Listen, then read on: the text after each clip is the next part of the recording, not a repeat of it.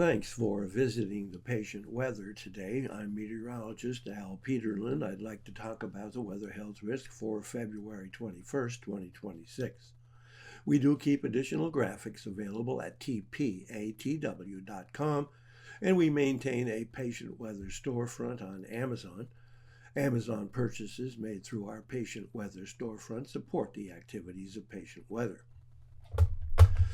Looking at the weather map for the 21st, it's a rather simple weather map. We have a low pressure center over northern Georgia, a cool front hanging back to New Orleans, a warm front stretching over into near Wilmington, North Carolina. There is a new front trying to push into the Pacific Northwest, but its impact will be mostly along the coast from Northern California to Washington.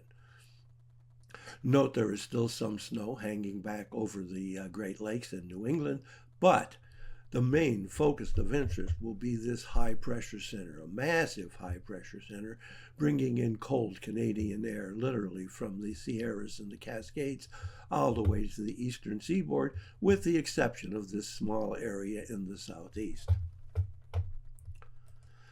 Looking at our vitality index, and it is just one big map of red with a significant area of red up and down the plains, up and down the Mississippi Valley, across the Great Lakes and through the Middle Atlantic and New England. And here's the reason why. Pressure changes and impact weather health for many people, and you can see that the rising pressure, significantly rising pressure, stretches all the way from the Rockies, actually from the Cascades and the Sierras, but picking up really significantly at the Rockies, extending all the way east, all the way to the Atlantic, with the exceptions of Alabama, Georgia, Florida, and South Carolina. So again, notice this is one big hurtful day. Temperature changes, unremarkable. Little bit of warming here in the west where temperatures are reasonably cool for this time of year, and a little bit of cooling in the extreme east where temperatures have been moderating back from the really terribly cold temperatures of the recent past. Looking at the change in dew point, not a lot to talk about, except there is that one small area of extremely rising dew points, and again it's right in that area with the low pressure center over the southeast. Otherwise, some cooling along the coast and up along the Great Lakes. Vapor pressure not showing much of a significant difference either.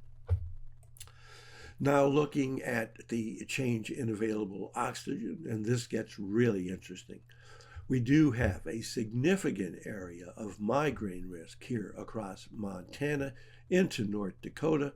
As we jump to the south, we pick up New Mexico and Colorado, but really significant here across Texas, Oklahoma, all the way up into Kansas, and then we'll jump up and down the Mississippi Valley from Louisiana and Mississippi all the way to Minnesota, Wisconsin, picking up all the Great Lakes states, Michigan, Wisconsin, Illinois, Indiana, Ohio, down into Kentucky, portions of western Tennessee, and very sharp here in the Boot Heel of Missouri area. Then pushing off to the east, we cover all of the Middle Atlantic states, go to the south through the Carolinas, and then all the way through and across New England. Looks like one big hurt day from the plains all the way to the east, except again for that area in the southeast. Thanks for visiting the patient and the weather. Your comments are appreciated, and if you hurt, tell us where you're located.